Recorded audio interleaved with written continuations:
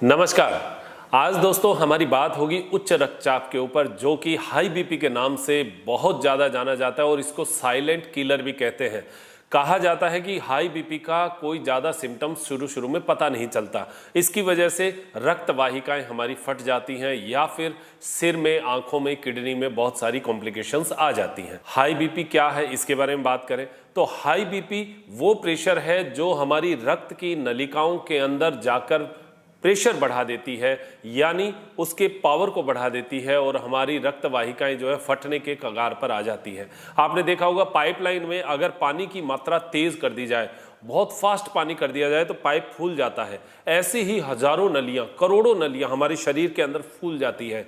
इसी को high BP कहते हैं। अब बीपी का प्रेशर क्या होता है? बीपी का प्रेशर जो है 120/80 mmHg हो तो वो सामान्य माना जाता है, और इससे ऊपर बढ़ जाए यानी 130 और 85 हो जाए या 140-90 हो जाए तो वो फिर थोड़ा हाई बीपी के अंदर आ जाता है और वहां से रिस्क जोन शुरू हो जाता है।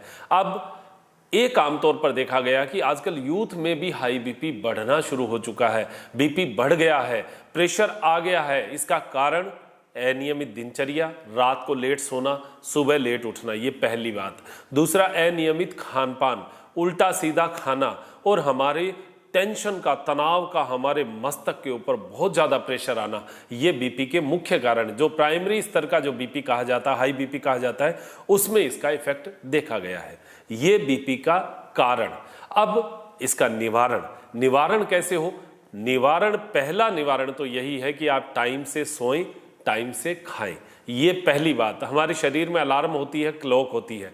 वो क्लॉक आपको कहती है मुझे भूख लगी है, लेकिन हम लोग 12 बजे खाना खाने वाले अगर 3 बजे खाएंगे तो आपको ये समस्या पैदा होगी। समय से भोजन खाया हुआ समय से पचेगा और शरीर की रक्त वाहिकाओं में उसका रस बन के जाएगा, ताकत मिलेगी, रक्त में ताकत आएगी। लेकिन हम लोग उल्टा सीधा और उल्टे सीधे समय तक खाते हैं। एक बात ध्यान रखें, गलत टाइम पे कभी भी मुंह को ना जूठे। एक मैंने अनुभव जो किया है वो ये किया है कि दोपहर में भोजन करने के बाद आप सीधा शाम को भोजन ही लीजिए। दोपहर के बाद में जो शाम के बीच में जो हम लोग नाश्ता और ये उल्टे सीधे जंक फूड्स खाते हैं, ये बहुत घातक है। इनसे थोड़ा बच के रहिए। कभी कभार बहुत मेहनत हो जाती है तो खाना पीना थोड़ा बहुत हो जाता है। एक अवधारणा और है हमारी कि ज़्यादा घी खाना, भैंस का घी या गाय का घी, जिसका भी ज़्यादा खाना शरीर के लिए स्वास्थ्यवर्धक होता है। दोस्तों मैं आपको बता दूं, पहले जब हम खेतों में काम करते थे उस समय पसीना निकलता था, वो घी शरीर में लगता था, पिघलता था। लेकिन अब वो मेहनत नहीं होती, एसी में बैठे रहते हैं।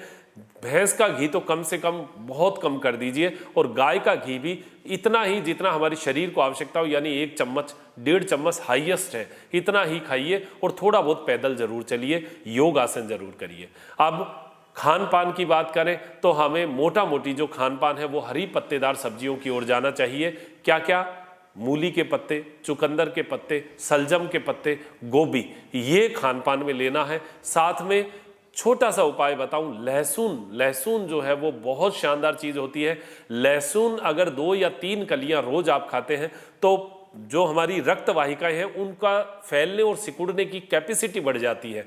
लोग कहते हैं क्यों खाएं, तो इसका कारण यही है कि हमारी जब रक्त वाहिकाएं स्ट्रोंग हो जाती है, टाइट हो जाती हैं, तो हमारा ब्लड का सर्कुलेशन उसको फाड़ने के लिए तैयार रहता है। अगर वो ही लचीली ऐसे ऐसे फैलती रहे तो हमारे ब्लड का प्रेशर कम हो जाएगा, तो वो रबड़ की तरह बनाता है। इसलिए लहसुन की 2 या 3 कलियां रोज आप खाली पेट भी ले सकते हैं, सुबह भी ले सकते हैं, और भोजन के साथ भी 1-2 कच्ची कलियां जो है वो खा सकते हैं। हालांकि किसी को एसिडिटी रहता हो या पेट में गर्मी रहता हो, सुबह खाली पेट ना ले, वो भोजन के साथ ले लीजिए, चबा के खाइएगा और फिर भोजन खा लीजिए। इसके साथ साथ जैतून का तेल उपयोग लीजिए। एक समय का भोजन आप जैतून के तेल में बनाइएगा, वो भी आपके लिए ठीक रहेगा। और एक पिस्ता जो है, पिस्ता हाई बीपी में ठीक रहता है। पिस्ता रखिए सीमित मात्रा में, यानी 4-5 पिस्ता सुबह खा लिए, 4-5 शाम को खा लिए। बस इतना पिस्ता जो है वो हाई बीपी वालों के लिए ठीक रहता है, बीपी को कंट्रोल रखने में सहायता करेगा।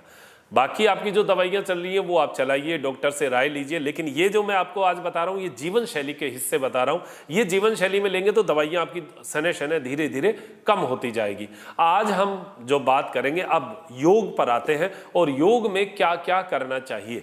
देखिए, वैसे तो शरीर का पसीना निकालना बीपी वालों के लिए बहुत बढ़िया है। चहलकदमी करिए, सुबह सुबह वॉक करके आइए, ये बहुत बढ़िया, पसीना निकलना चाहिए। शाम को भी वॉक कर सकते हैं, खाना खाने के बाद भी आपको एक चक्कर जरूर लगा के आना चाहिए।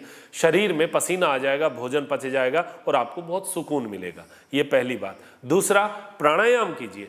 शरीर में आसन जो है वो तो आप मेरे जो अन्य वीडियो हैं उनमें बहुत सारे आसन बताए हुए पसीने निकालने के। सूक्ष्म क्रियाएं तो जरूर कर लीजिए। सूक्ष्म क्रियाएं सबसे बेस्ट है बीपी के लिए। वो आपके शरीर की हर हिस्से को खोल देगा, ब्लड की वाहिकाओं में रक्त का संचरण बढ़ा देगा। अब करना क्या है, जो डायरेक्ट बीपी पर इफेक्ट करता है वो दो चीजें हैं। क्या? एक तो भ्रामरी प्राणायाम, दूसरा उज्जाई प्राणायाम। ये दो प्राणायाम अगर आप कर लेते हैं तो आपका बीपी अगर आपको लगता है अभी बढ़ा हुआ है, आप भ्रामरी प्राणायाम करिएगा, आपको एकदम से सुकून मिलेगा, एकदम से टेंशन में डाउन आएगा, बीपी भी उससे डाउन बनेगा। तो आपको क्या कैसे करना है, देखिए। पहली बात तो सुबह खाली पेट तो करना ही करना है।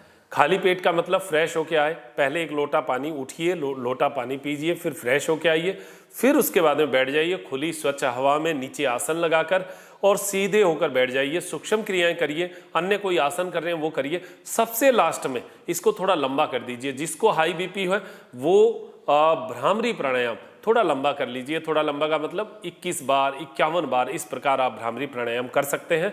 और भ्रामरी प्राणायाम आपके हाई बीपी में कंट्रोल करेगा, डाउन करेगा। कैसे करना है? मुद्राओं का हालांकि मैं ज़्यादा आपको प्रेशर नहीं करता कि आप ऐसी मुद्राएं लगाइए, लेकिन बीपी के अंदर हमें एक मुद्रा को यूज लेना चाहिए, क्षणमुखी मुद्रा कहते हैं।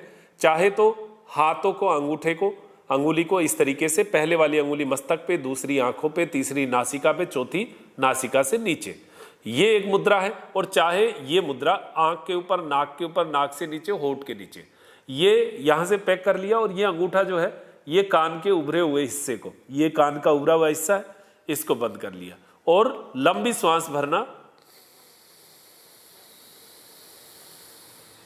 भंवरे की आवाज करना।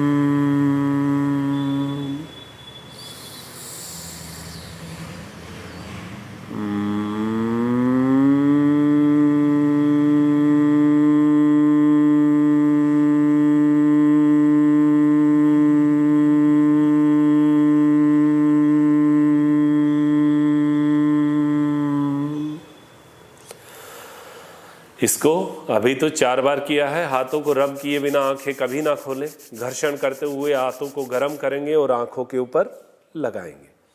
ये हमारा भ्रामरी प्राणायाम है। करना कैसे है? दांत जो है वो ज़्यादा टाइट नहीं होंगे, एकदम से खुले नहीं होंगे, टच होते रहेंगे और इस तरीके का वाइब्रेशन दांतों में रहेगा। दूसरी बात, अंगूठा यहाँ पर इसको पूरा बंद करके रखेगा, बाहर से आवाज़ नहीं आनी चाहिए। तीसरी बात, ये जो अंगुलियां हैं ये पूरा प्रेशर नहीं करना। ज़्यादातर क्या करते हैं, यहाँ आंखों के ऊपर ऐसे दबा लेंगे, ऐसे नाक को दबा लेंगे, ऐसे नहीं दबाना, केवल टच करना। टच का मतलब होता है रखना, एकदम रखना, कोई प्रेशर नहीं करना। ये 3 बातें भ्रामरी में ध्यान रखना है। और डीप ब्रीदिंग करना और भंवरे की आवाज़ करते हुए जितना तेजी से आवाज़, मतलब हाई आवाज़, जो हाई पिच की आवाज़ निकाल सकते हैं उतना निकालना। आप देखेंगे आपको बहुत सुकून मिलेगा, बहुत अच्छा लगेगा। ये भ्रामरी प्राणायाम हाई बीपी वालों को बहुत मन शांत करता है। सुबह शाम दोनों टाइम कर सकते हैं। दोपहर में भी अगर करना चाहें तो खाना खाने से आधा घंटा 1 घंटा पहले करिएगा, खाना खाने के बाद नहीं करना। तो ये 3 टाइम भी कर सकते हैं जिनको बीपी हाई रहता हो। लो बीपी वाले नहीं करें, ये ध्यान रखना। लो बीपी वालों के लिए भ्रामरी नहीं है, ये ध्यान रखना। जैसे मैंने खान पान में बताया, लहसुन की पोथी, इसका बीच का एक पूरा हिस्सा निकालते हैं। लहसुन की 2 या 3 कली जो है वो भोजन के साथ ले सकते हैं। सुबह खाली पेट जिनको एसिड नहीं रहता वो ले सकते हैं। ये छोटी छोटी बातें मैं आपको बता रहा हूँ। उज्जाई प्राणायाम जो हाई बीपी में लाभ करता है वो है उज्जाई प्राणायाम। कैसे करना है? गले को संकुचित करते हुए श्वास को अंदर खींचना है। ऐसे गले को संकुचित करना है, श्वास को अंदर खींचना, गले को जैसे अंदर से कोई पकड़ के ऐसे गले को दबा रहा हो अंदर से, और श्वास को अंदर खींचना।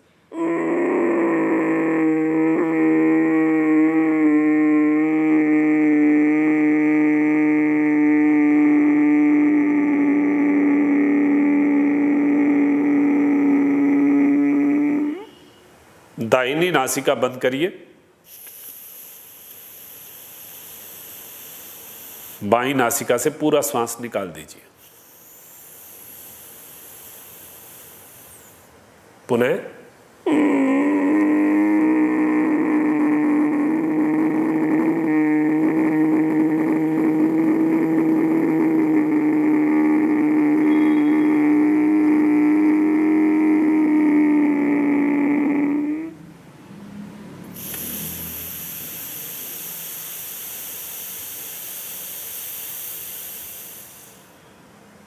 पुनः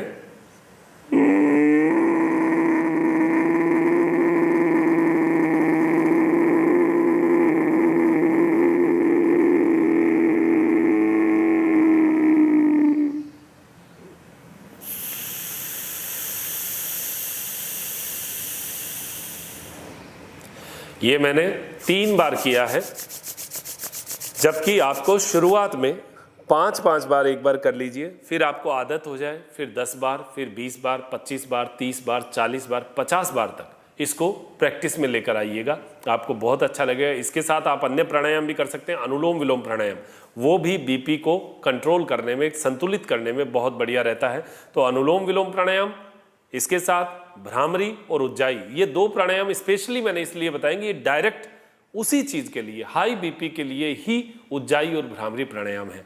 अनुलोम विलोम सपोर्टिंग है, वो भी लाभ करेगा, कपालभाति भी लाभ करेगा, लेकिन उसकी गति जो है बहुत धीरे रहनी चाहिए। भस्त्रिका नहीं करना है, भस्त्रिका बीपी को बढ़ा सकता है, यानी भस्त्रिका को बहुत धीरे धीरे, जैसे सांस ले रहे हैं वैसे ही लेना है, थोड़ी सी मात्रा बढ़ा दीजिए, वो जरूर कर सकते हैं। और सूक्ष्म क्रियाएं आपको बताई थी, हाथों वाली, कोहनी वाली, कंधे वाली, ये सारी करनी है। भोजन में हरी सब्जियां बढ़ानी है, लहसुन की कली लेनी है, ये चीज़ें आप जरूर ध्यान रखिएगा, और बीपी से आप मुक्त हो, यही हमारी अपेक्षा है। छोटी छोटी चीज़ें मैंने आपको बताई है, ज़्यादातर आपको पता भी होंगी, लेकिन आपको थोड़ा सा इसके बारे में जानकारी हो जाए। हाँ, कुछ स्थितियों में हमें जैसे भ्रामरी नहीं करना, उज्जाई नहीं करना, तो थोड़ा सा अपने शरीर को जांच करवा लीजिए, डॉक्टर से जो राय चल रही है वो राय चलने दीजिए, दवाइयाँ जो आपकी चल रही हैं वो चलने दीजिए। आयुर्वेद में भी बहुत सारी दवाइयाँ हाई बीपी की रहती हैं, वो भी आप ले सकते हैं और आपके शरीर को स्वस्थ बना सकते हैं। तो आप ध्यान रखें, शरीर स्वस्थ बनाएं, यही मेरी अपेक्षा है। तो अब मैं डॉक्टर मनोज योगाचार्य, मेरे साथी घनश्याम शर्मा के साथ लेता हूं इजाजत। त्रिनेत्र टीवी के लिए नमस्कार।